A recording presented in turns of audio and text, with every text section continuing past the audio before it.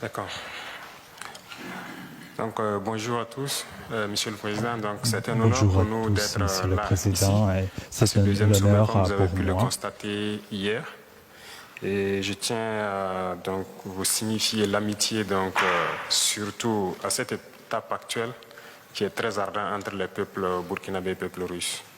Et je puis vous rassurer que la situation donc, que la Russie vit actuellement avec l'opération militaire spéciale, que vous avez en tout cas le soutien du peuple burkinabé et le soutien donc de notre gouvernement. Hier, les échanges, comme vous l'avez dit, ont été de divers ordres. Nous avons pu donc apercevoir donc, la diversité des problèmes des uns et des autres et les besoins aussi. Et ce matin, nous allons plus nous attarder sur ce qui nous concerne. Vous avez déjà évoqué le volet diplomatique. Ça a été dommage que l'ambassade soit fermée en 1992, mais je pense que nous avons déjà entrepris les démarches nécessaires pour la réouverture. Et donc, c'est un point que j'avais souligné et on souhaite que ce puisse être fait le plus vite, que ce soit l'ambassade ou la mission militaire. Actuellement, la sous-région est donc un peu mouvementée par tout ce que vous savez, donc le désir de changement des différents peuples. Voilà, nous ne dirons pas le désir de changement de partenaire, mais le désir de changement de la politique. Et ce qui amène donc forcément à tourner dos à nos partenaires traditionnels et à nous tourner vers donc les vrais amis que sont donc la Russie, qui nous ont soutenus depuis la période de décolonisation jusqu'à aujourd'hui. Dans ce sens, je pense que pendant le sommet, vous avez compris donc au Niger, il y a eu des événements qui ont poussé des militaires à prendre leurs responsabilités aussi. Nous suivons aussi l'actualité parce que ça nous affecte directement. Ça nous affecte en ce sens que hier, après mon allocution, à la pause, j'ai eu des échanges avec certains chefs d'État qui pensent donc nous pointer directement du doigt, être auteurs donc de ce qui se passe dans la sous-région.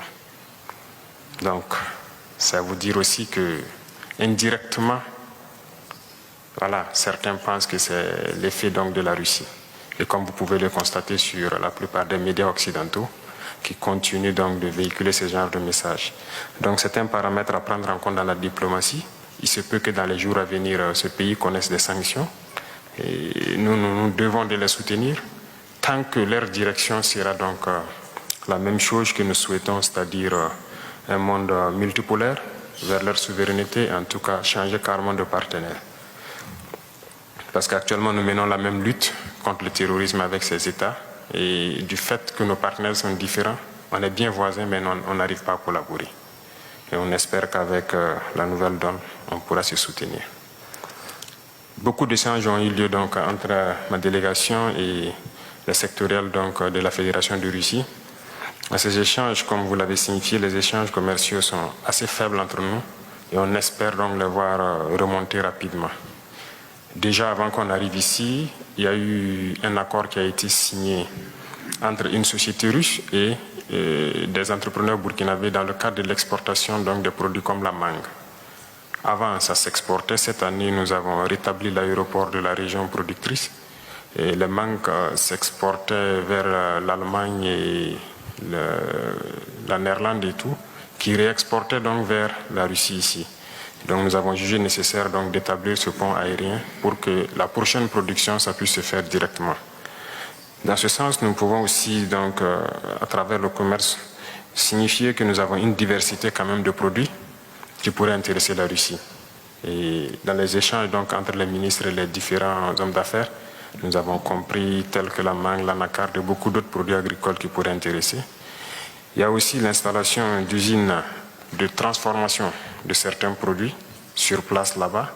Et je sais que beaucoup d'opérateurs russes donc, seront intéressés par cela, ce qui va contribuer à intensifier donc, nos échanges commerciaux. Parlant donc d'échanges commerciaux et d'installation d'usines, nous avons un besoin crucial d'énergie. À ce titre, donc, c'est un point important pour moi parce que nous avons besoin, en tout cas, si possible, d'implanter une centrale nucléaire au Burkina pour produire l'électricité. Notre position est assez stratégique parce que nous sommes au cœur de l'Afrique de l'Ouest et cette position fait que du fait du déficit d'énergie dans toute la sous-région, s'il y a un privé russe qui peut s'implanter au Burkina, il pourra vendre bien l'énergie donc à toute la sous-région. Et donc c'est un point très important pour nous et on souhaite que vous puissiez voir comment cela puisse se réaliser, en tout cas dans de brefs délais. Sur le volet donc de l'énergie, toujours, il y a eu des échanges dans le cadre donc des hydrocarbures et nous souhaitons en tout cas pouvoir réorienter la majorité de nos importations à la Russie ici. Et il y a des entreprises avec qui on a pris contact, d'autres aussi ont souhaité donc avoir l'appui, en tout cas votre appui, pour pouvoir mieux tisser les liens, c'est tout ce qui concerne les produits pétroliers. Et nous sommes allés jusqu'à ajouter le bitume.